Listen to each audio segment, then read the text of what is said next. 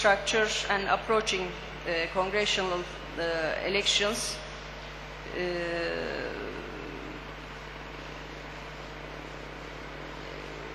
have, I think, restricted United States diplomatic maneuverability vis-à-vis Israel. The future of Turkish-Israeli relations. The flotilla attack was a shock for Turkish-Israeli relations. For the first time in history, Turkish citizens were directly exposed to Israeli aggression. Not only Israeli aggression, Turkish citizens was subject of this kind of aggression for the first time in the Republic's history from any country. We always have some terrorist acts, but never armed forces of another country, of an ally country, killed Turkish citizens. In this sense, the attack constitutes a break in Turkish-Israeli relations. It is now not only Israel's treatment of the Palestinians that will shape the nature of Turkish-Israeli relations more than anything else, but it is Israel's steps towards salvaging bilateral relations by reassuring the Turkish nation and state. What does Turkey expect from Israel? We deem it imperative that a clear and resolved response to this aggressive violation be given under the international law and its established institutions. We positively responded, of course, to the proposal by the UN Secretary General calling for the establishment of a panel of inquiry consisting one Turkish, one Israeli, and 3 international experts. We reject and condemn Israel's declaration that it will establish a commission. One cannot be criminal and judge in the same time.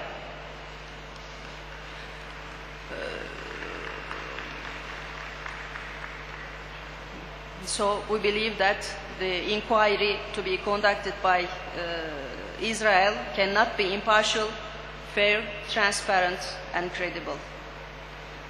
Simply, we expect from Israel to admit it has committed a crime, formally apologize, and provide compensation for moral and physical damages incurred, or agree to UN Secretary General's call for an inquiry panel and accept its report, and, of course, lift the blockade over Gaza.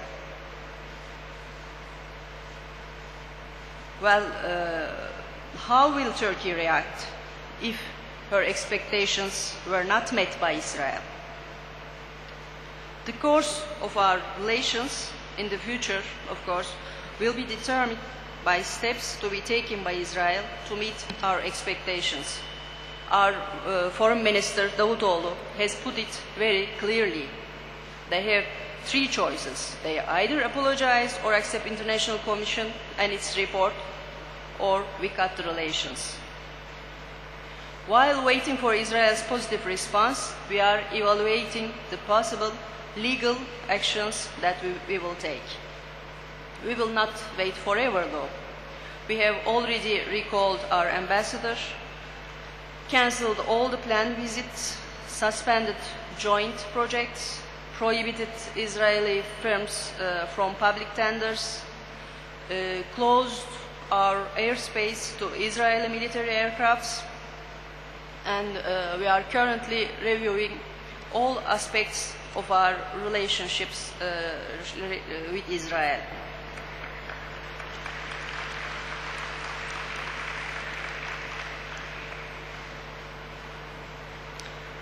Well, Ankara and Tel Aviv have diverging views on the future of Middle East. even before the flotilla incident, which has long-lasting and complex problems. A sustainable relation between the two countries will require progress, in at least some of these problem areas. To this end, the lift of Gaza blockade and the relaunching of the Syrian-Israeli talks could potentially have a positive impact on the nature of relations between the two countries. The flotilla crisis has put enormous pressure on Egypt too, as a result of which it opened the Rafah border crossing indefinitely. The international community should make sure that the Rafah border crossing stays open. Without the Egyptian blockade of Gaza, Israeli blockade will be seriously challenged. I will finish my words expressing thanks again for the chairman and Perdana organization for the organization of this conference. Thank you very much. I have with me a big number of questions. Some are multiple questions. It is not possible for me to have all the questions answered. Also, some of the questions are really outside the scope of the subject that we are discussing today. We are very concerned about the behavior of Israel towards the Freedom Flotilla, which was bringing non-harmful aid to the peoples of Gaza. But some of the questions are about other things, and I will not give them priority.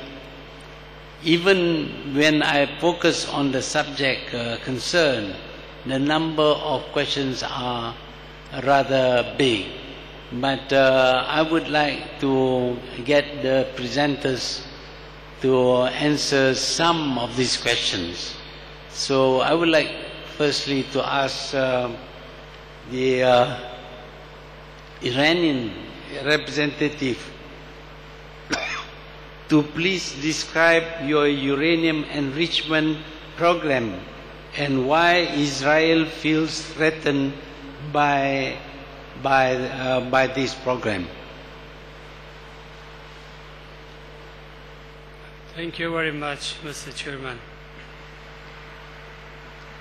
I'm surprised why today there is a question about the Iran nuclear activities. Why the world should not ask those countries has the arsenals of nuclear weapons and mass destruction weapons. So Iran just started the usage of the peaceful usage of the uranium recently. As we announced several times, Iran is not intent to produce nuclear weapons. Reiterated by our leader, the weapon of mass destruction, namely the nuclear weapon, is prohibited by Islam according to our fiqh, and we do not follow to produce such weapons. So our policy is use the peaceful purposes, that's for the peaceful purposes, for the nuclear energy in fact, and medical purposes in our country. As you know, Israel itself is the main threat to all the region. As His Excellency pointed out today, Tun Mahathir Mohamad, they have the plan, blue plan of greater Israel in the region.